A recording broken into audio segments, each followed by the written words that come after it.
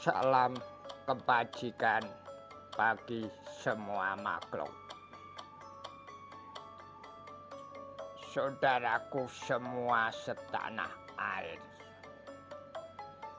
saya hari ini akan mengupas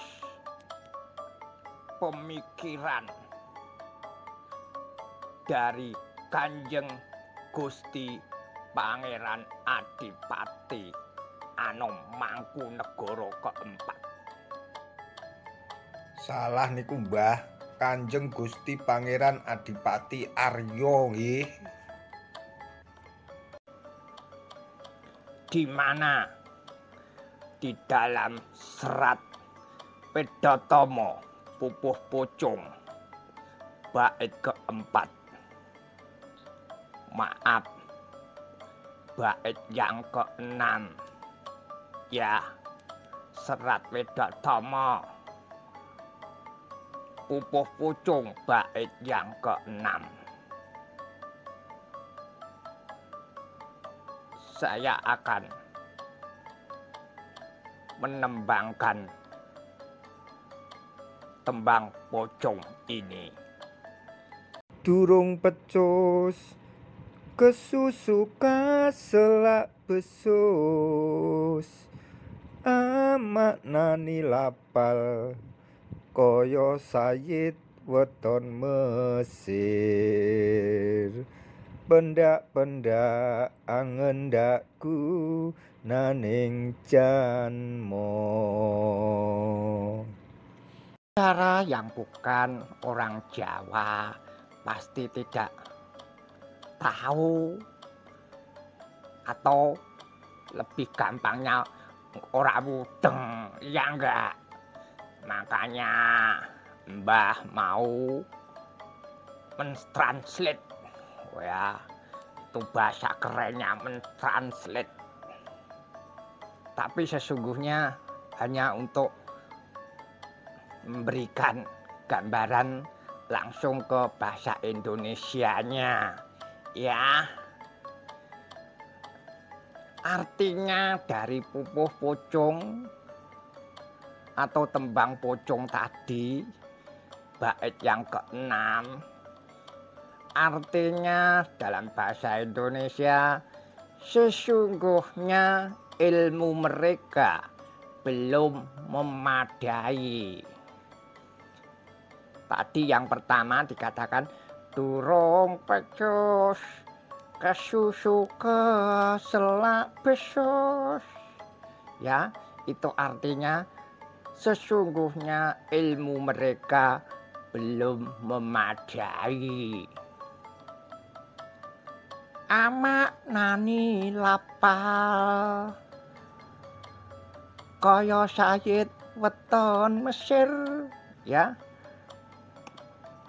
tetapi tergesa-gesa merasa diri mereka sudah seperti ulama, ya. Terus selanjutnya, pendak-pendak angendak gunaning janmo, ya.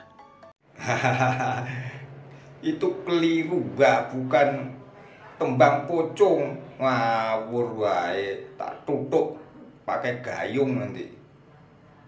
Ya. Sehingga memanakan doa-doa dan ayat-ayat suci seperti Sayyid lulusan Mesir setiap kali suka menyalahkan kepintaran atau kepandaian orang-orang lain, ya. Tahu gak itu artinya? Saya akan menjelaskan kata per kata dari tembang pocong tadi. Itu bukan karangan Mbah, saudaraku semuanya. Saya akan mengartikan sekali lagi dari pupuh pocong tadi. Arti per kata ya, durung atau dereng, artinya belum. Durung atau dereng itu adalah bahasa Jawa, artinya belum. Pecus atau becus artinya bisa. Jadi kalau orang Jawa mengatakan kowe urung becus ya, itu artinya belum bisa. Jadi pecus artinya bisa atau mampu sesuatu ya. Kesusu ya, kesusu keseso ya. Kesusu itu artinya bukan susu sapi atau susu kambing, tapi artinya tergesa-gesa melakukan sesuatu ya. Artinya tergesa-gesa melakukan sesuatu. Keselak atau keselek, kata dasarnya selak, artinya cepat-cepat atau dadakan. Juga bisa segera. Besus artinya serba bersih dan baik. Itu arti besus. Bersih, serba bersih dan baik. Amaknani dari kata makna dari bahasa Arab, artinya keterangan atau penjelasan. Suroso, lafal dari bahasa Arab yakni lafal. Kalau orang Jawa tulisannya lafal, tapi aslinya harus pakai F, V ya, V atau F, F ya. Lafal artinya kata-kata yang digunakan untuk berdoa. Mungkin untuk doa-doa atau membaca ayat-ayat. Kiranya saudara semua, saudara sekalian memahami arti perkata ini dari tembang pocong tadi. Koyo artinya seperti. Sayyid dari bahasa Arab jamaknya adalah sadah ya. Sayyid itu dari bahasa Arab, jamaknya adalah sadah atau artinya tuan. Weton bentukan dari kata wetu atau wedal atau wios, artinya asal dari ya. Pedal, wetu, wios itu artinya asal dari. Mesir artinya nama negara ya. Kalau kita ingat itu di Timur Tengah ada negara, maaf ya, bukan di Timur Tengah,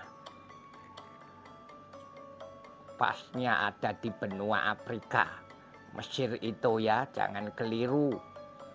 Kadang-kadang orang Indonesia Mesir dikira ada di wilayah Timur Tengah. Sebenarnya di benua Afrika, Mesir itu ya, jangan keliru. Kadang-kadang orang Indonesia Mesir dikira ada di wilayah Timur Tengah. Sebenarnya di benua Afrika. Pendak-pendak artinya sering, ya, artinya sering. Angendak artinya meremehkan. Gunaning atau piguno dari kata guna, artinya berguna. Apa yang berguna? Ilmunya, ya. Janmo, ya, maaf wae, pilek makanya pegang-pegang hidung terus. Janmo atau jalmo artinya manusia, sesama manusia.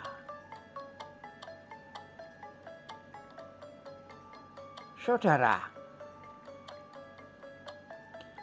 orang-orang yang membanggakan dirinya, merasa sudah pintar dalam berucap dan mengartikan doa-doa dan ayat-ayat suci, ya, dengan tegas dan jelas. Mangkunegara 4 mengatakan, durung pecus kesusu kaselak besus. Maknane lapal kaya sayit weton Mesir. Pendak-pendak angendak gunaning janmo. Artinya ya belum cakap atau belum mampu dalam ilmu tertentu, namun tergesa-gesa ingin cakap atau mampu dalam ilmu tertentu dengan baik, sehingga memaknakan doa-doa dan ayat-ayat suci seperti Sayyid lulusan Mesir. Setiap kali suka menyalahkan kepandaian orang lain. Saudaraku, kata cakap, ya, kata cakap, definisi dari Kamus Besar Bahasa Indonesia adalah pandai atau mahir, mampu, sanggup melakukan sesuatu hal. Jadi kata cakap itu menurut kamus, ya, itu adalah pandai, mahir, mampu atau sanggup melakukan sesuatu hal. Artinya orang yang cakap adalah orang yang mempunyai kemampuan suatu hal. Pandai atau orang yang mahir dalam bidang keilmuan tertentu. Ini yang dimaksud orang yang pecus atau becus, yakni yang matang dalam berpikir dan bertindak. Ya, saudaraku, orang Jawa mengatakan orang yang tidak sanggup sesuatu hal dengan kata wong ora pecus atau wong ora becus atau durung pecus. Orang yang sudah pecus akan menjadi wong beneh. Dalam konsep ilmu padi, ya, konsep ilmu padi orang Jawa, semakin tua semakin menunduk, ya, tidak mudah menyombongkan dirinya dan ilmunya. Sudah paham, saudaraku? Bagi orang yang durung pecus, kesusu kaselak besus merupakan indikator bagi orang-orang yang tidak pandai. Ya, saya ulangi lagi, merupakan indikator bagi orang-orang yang tidak pandai namun berlagak sok pandai, sok pinter, sok bisa, dan bilang sudah menguasai sesuatu namun sebenarnya belum menguasai apapun. Kalau orang Jawa mengatakan apa? Ngapusi. Orang yang seperti ini mudah membanggakan ilmunya dan menyombongkan diri. Iki lo aku, ya. Jiwa keakuannya tinggi, tidak bisa semeleh. Ketika jiwa keakuannya tinggi, akan membentuk karakter. Sopo sira, sopo ingsun. Akumulasinya orang akan mudah berbuat apa ayo, yaitu adigang, adigong, adiguna. Sudah cukup itu? Enggak, masih adiwicara. Jadi adigang, adigong, adiguna, adiwicara. Saudaraku semua, Kanjeng Gusti Pangeran Adipati Anomangkunegoro IV menjelaskan dengan kalimat amaknani lafal kaya sayit weton Mesir, pendak-pendak anggendak gunaning janma. Artinya sehingga memaknakan doa-doa dan ayat-ayat suci seperti Sayyid lulusan Mesir setiap kali menyalahkan kepandaian orang lain.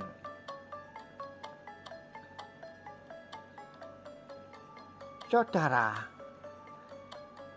Dari pernyataan Mangkunegara IV ada hal yang menarik.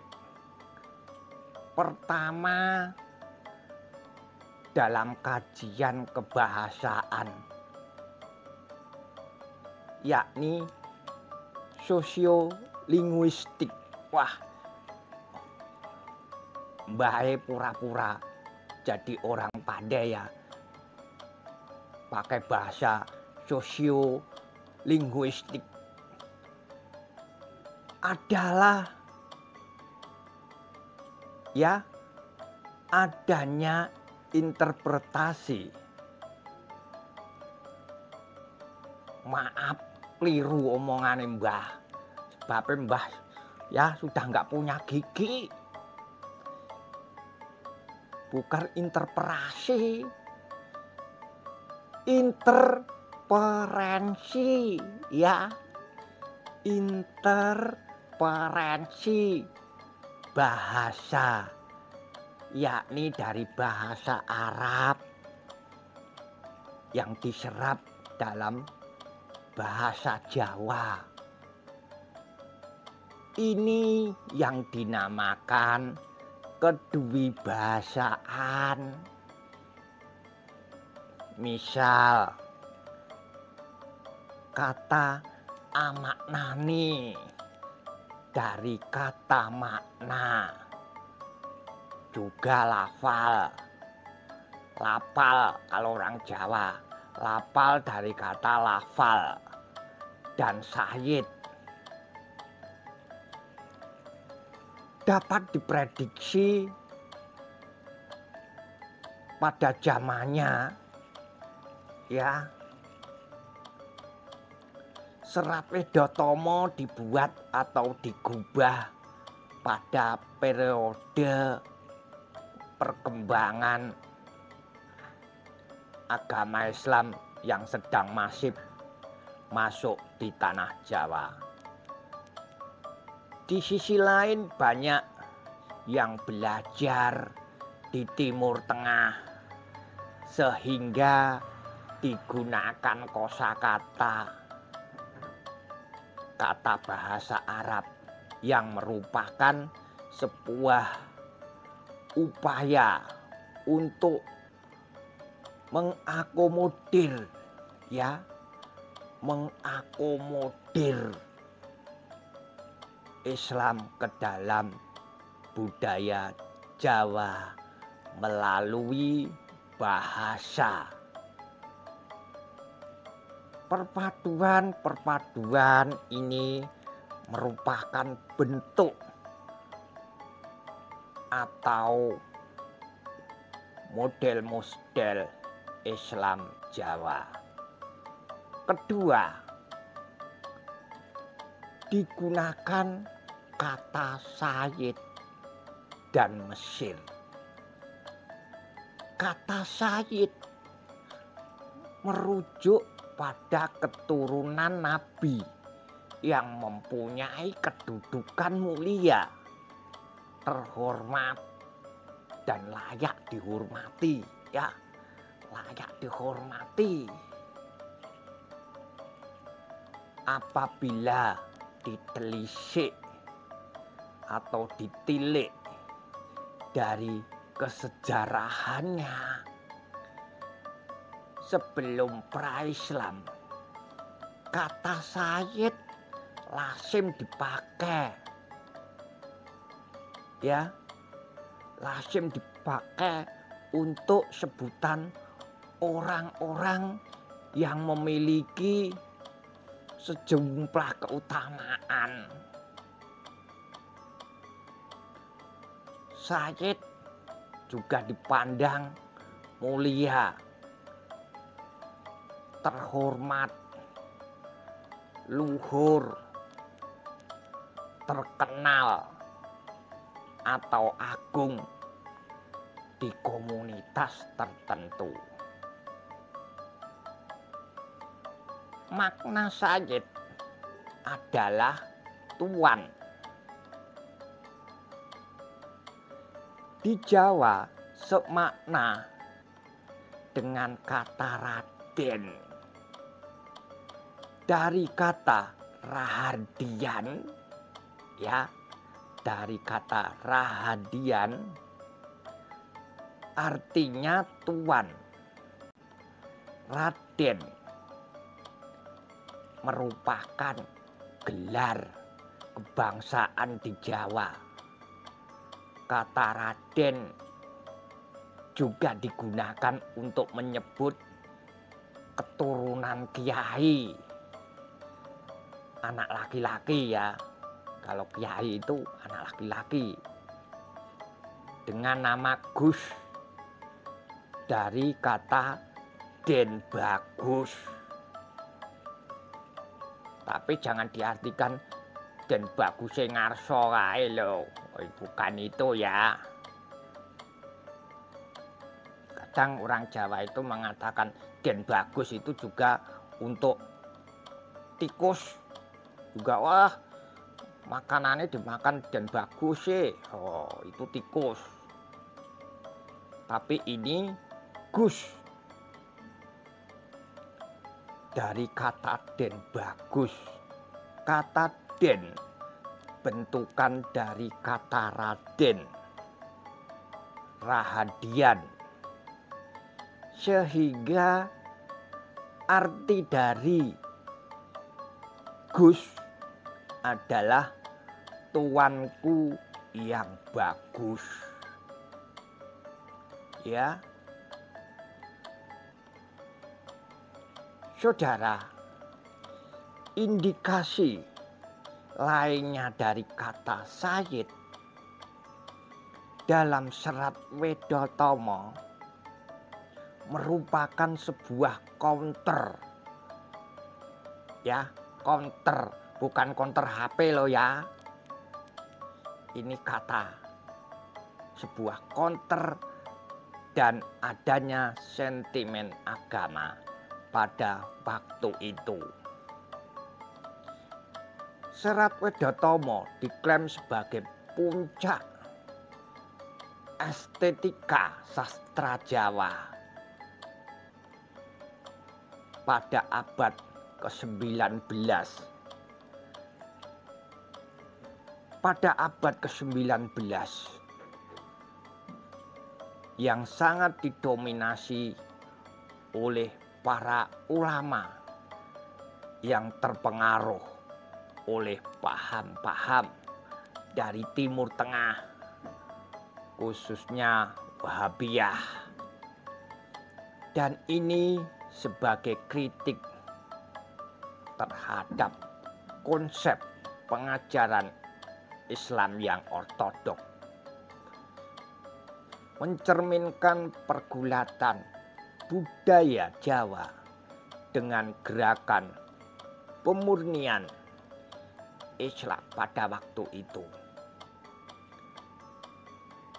Sedangkan saudaraku, kata Mesir mempresentasikan ya sebuah negara yang mempunyai peradaban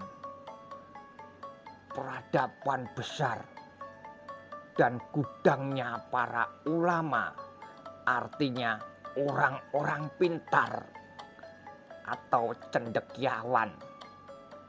Dan di Mesir juga ada yang namanya kampus tertua, yaitu kampus Universitas Al-Azhar. Orang-orang yang semacam itu oleh Mangkunegara IV dikatakan sebagai orang sombong, orang yang mempunyai pemikiran langka, tidak mudah diikuti, dan lebih mementingkan kebudayaan bangsa lain daripada kebudayaan bangsa kita sendiri. Hal semacam itu merupakan suatu hal yang sia-sia atau percuma. Jauh-jauh belajar ke negeri orang. Ya, jauh-jauh belajar ke negeri orang. Sampai di sana,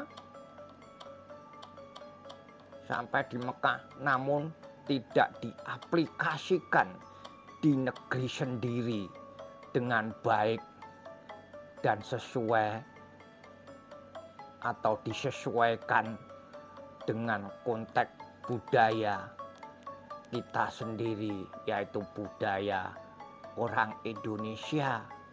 Kita kan orang Indonesia, bukan orang sono. Di Serat Wedatomo, Pupuh Pucung bait yang ke-7 itu sama juga. Kalau Mbah menyanyikan atau ditembangke ya dengan tembang pocong, tapi mungkin saudara semua mendengar suara saya yang Iwan Fals ya. Daripada pusing, lebih baik saya artikan langsung. Kang kadyekku kalebu wong ngaku-ngaku, akale alangka elok jawane den mohi paksa ngangkah langkah met kawruh ing Mekah. Itu Serat Wedatomo Pupuh Pucung bait yang ke-7. Itu yang nulis Kanjeng Gusti Pangeran Adipati Anom ya, Mangkunegara keempat, yang artinya tabiat seperti itu adalah tabiat orang yang sombong, berpikiran langka. Ya, artinya sukar diikuti. Dan yang lebih aneh lagi, ilmu dan kebudayaan berasal dari zaman atau serta bangsa sendiri tidak ia sukai. Ia lebih menyukai ilmu dan budaya bangsa lain, dan susah payah menuntut ilmu di negeri orang, tetapi tidak bisa mengaplikasikan di negeri kita sendiri. Orang-orang seperti itu, saudara, dapat disimpulkan Mangkunegara 4 ini merupakan orang Jawa jenius, mampu menganalogikan, ya, mampu menganalogikan seperti ulama lulusan Mesir, bahkan belajar sampai di Mekah. Pada akhirnya dengan kepintarannya, mudahnya sedikit-sedikit menyalahkan orang lain. Mereka tidak melihat konteks dengan budayanya sendiri, lebih suka budaya bangsa asing.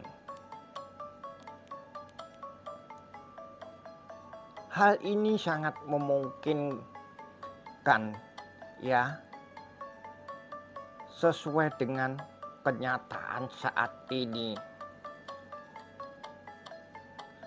Fenomena banyak sekali di masyarakat dari segi bahasa, mulai digunakan bahasa apa itu?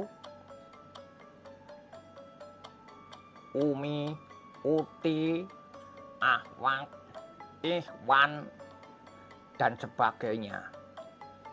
Seakan-akan menutup diri, tidak mau tahu dengan keadaan di sekitarnya, yakni sosial masyarakat. Kalau orang Jawa biasanya kalau manggil orang tuanya perempuan, ya, mbok. Kalau lebih modern lagi ibu. Kalau kepada orang tua laki-laki ya tetap bapak. Ya, tetapi orang-orang seperti ini sudah lain lagi panggilannya. Abi, Umi, ya.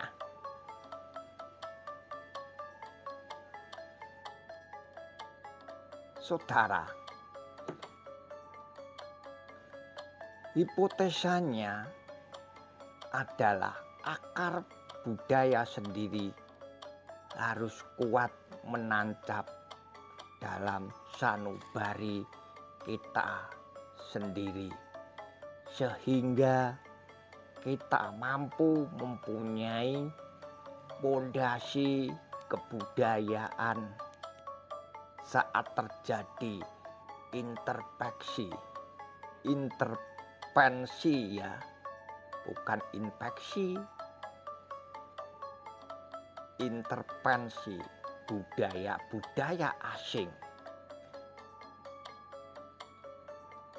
Kita tidak latah dan tidak gagap dalam menghadapi perubahan-perubahan zaman.